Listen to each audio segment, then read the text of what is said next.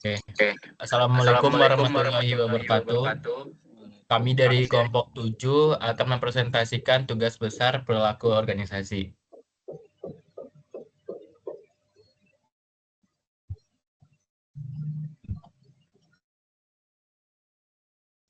Oke, perkenalkan nama saya sendiri Arzu Zakiatli dengan NIM dengan NIM 10201213002800. 1020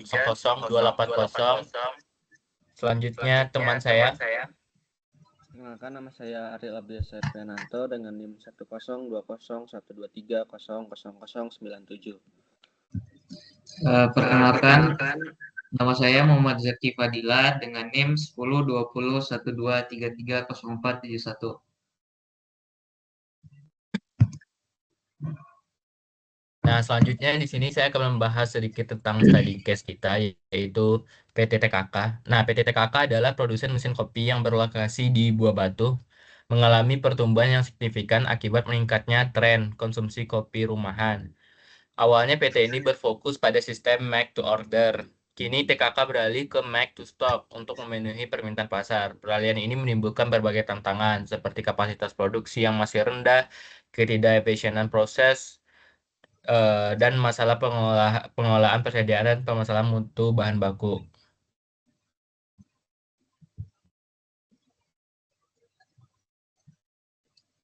Nah, di sini saya akan menjelaskan sedikit tentang work group dan work team.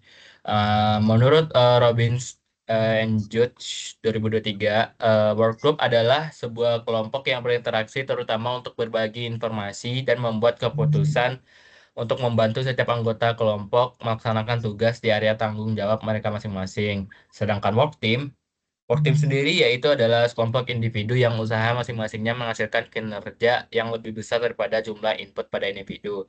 Berdasarkan dari studi kasus PT TKK, eh, PT TKK termasuk dalam work group yang akan transisi menjadi work team karena pada studi kasus tersebut terjadinya perubahan strategi perusahaan dari make by order menjadi make to stock. Oleh karena itu, gaya pekerjaan yang awalnya bersifat unit menjadi proses base. Selanjutnya akan dijelaskan oleh teman saya Ariel Abiasa.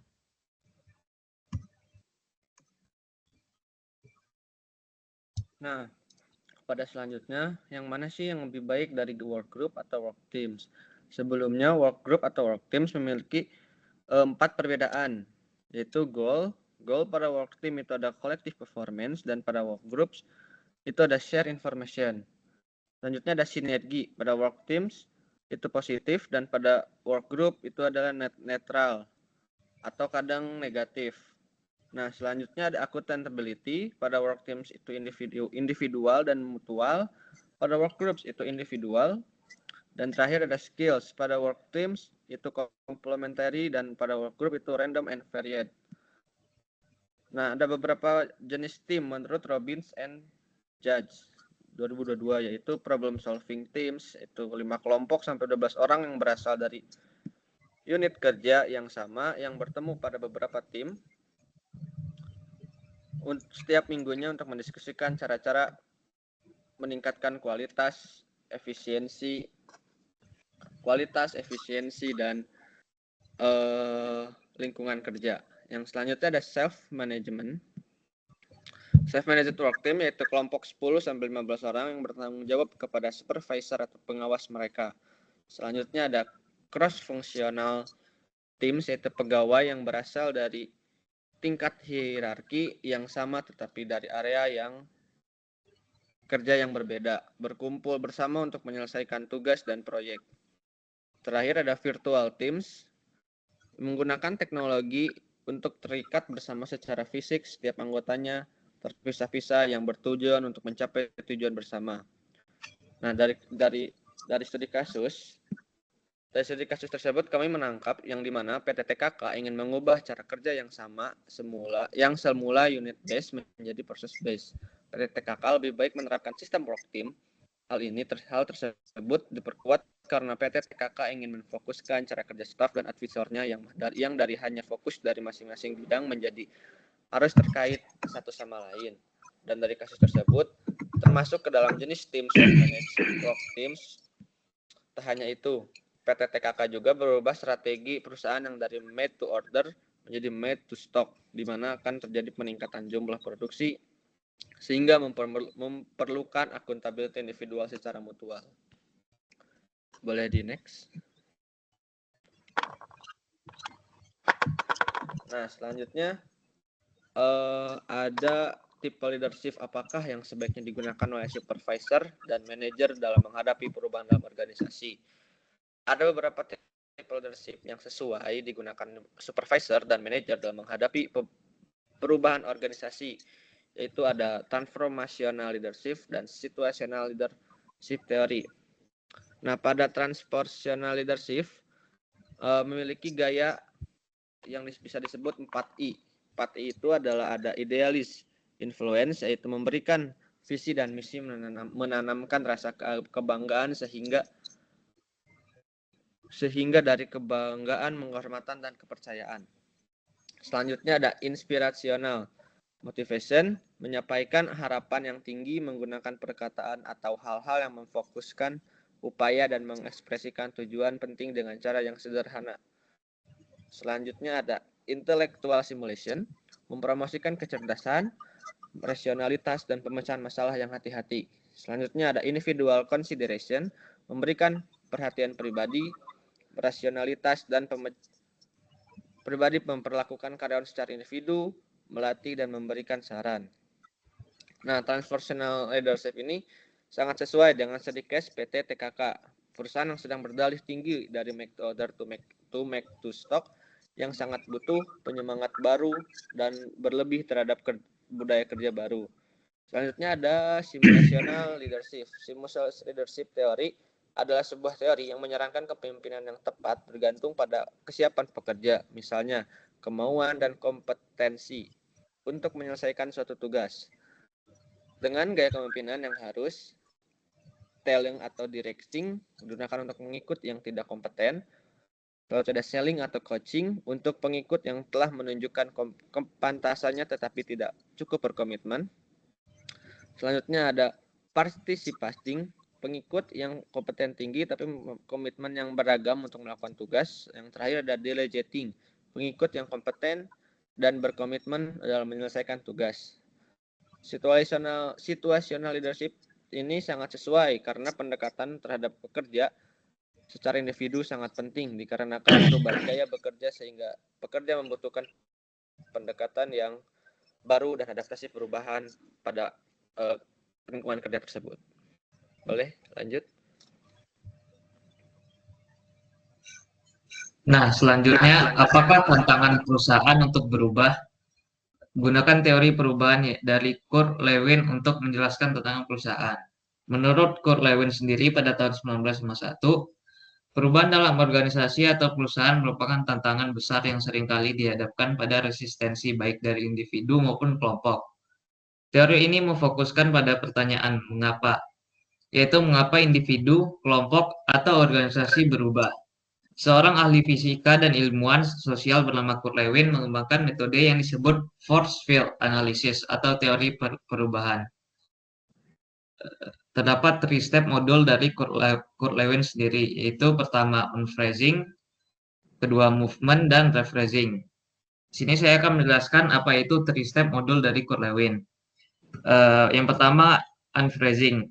Menurut Robin and Judge, unphrasing mempunyai relevansi terhadap kesiapan perubahan, yaitu perlunya kondisi perubahan karena adanya kesenjangan yang besar antara tujuan dan kenyataan. Yang kedua yaitu movement atau changing. Menurut Robin and Judge, tahap changing melibatkan penerapan sistem yang direncanakan dan mendukung karyawan selama transisi. Dan yang terakhir yaitu rephrasing. Menurut Robin and Judge juga, fase ini adalah fase di mana keadaan yang diharapkan sudah dapat tercapai, sehingga perubahan tersebut harus diperkuat dan dipermanenkan. Nah, berdasarkan pada studi kasus PT TKK, terdapat 3-step model dari Kurt Lewin. Yang pertama, unphrasing. Pada kasus PT TKK, melihat pasar mesin espresso yang sedang meroket, membuat perusahaan merubah fokus perusahaan. Hal ini menimbulkan beberapa permasalahan. Yang pertama yaitu mengatasi penolakan terhadap perubahan. Karyawan mungkin tidak terbiasa dengan proses kerja baru dan mengetahui tentang teknologi dan departemen yang baru. Dan yang kedua yaitu mengatasi kesenjangan keterampilan. Karyawan yang ada mungkin tidak memiliki kemampuan yang diperlukan untuk menyelesaikan tugas baru yang diperlukan oleh strategi MTS. Untuk itu, perusahaan harus memberitahu karyawannya alasan mengapa mereka perlu melakukan perubahan dan bagaimana perubahan itu akan bermanfaat bagi organisasi dan karyawannya. Yang kedua yaitu changing atau movement. Berdasarkan pada studi kasus, tahap penerapan sistem implementasi yang telah direncanakan untuk mendukung karyawan selama transisi dari suatu kondisi lama ke kondisi yang baru. Berikut merupakan penerapan sistem pada PT TKK untuk menghadapi beberapa tantangan pada tahap ini. Yang pertama yaitu pelatihan dan pengembangan karyawan. Karyawan perlu diberi pelatihan tentang prosedur, teknologi, dan gaya kerja baru agar mereka dapat menyesuaikan diri dengan struktur dan strategi organisasi yang baru dibentuk. Yang kedua yaitu mengawasi transisi ke MTS.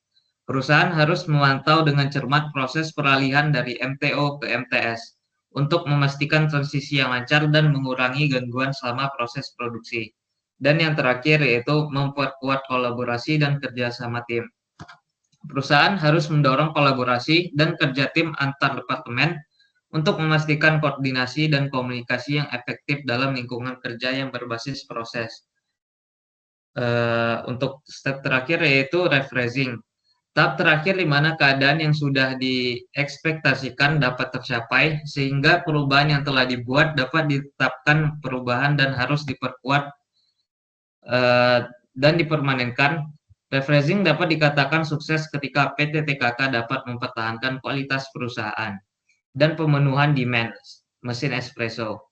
Perusahaan harus terus memantau dan mengevaluasi bagaimana perubahan kerja dan kemudian melakukan perubahan jika diperlukan. Mengatasi tantangan keberlanjutan, perusahaan harus menangani masalah yang muncul setelah perubahan, seperti kekhawatiran karyawan, masalah teknis, atau fluktuasi pasar. Memperkuat budaya baru agar perubahan menjadi norma. Perusahaan harus memperkuat budaya kerja, nilai, dan perilaku yang baru. Nah, selanjutnya yaitu adalah kesimpulan. Kesimpulan yang kita dapatkan pada pembahasan kali ini yaitu adalah PT TKK melakukan perubahan strategi produksi dari make to order menjadi make to stock untuk memenuhi meningkatnya permintaan pada pasar.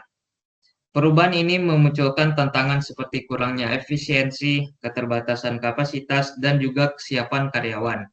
Untuk menjawab tantangan tersebut, perusahaan menerapkan sistem kerja tim dan kepemimpinan yang adaptif.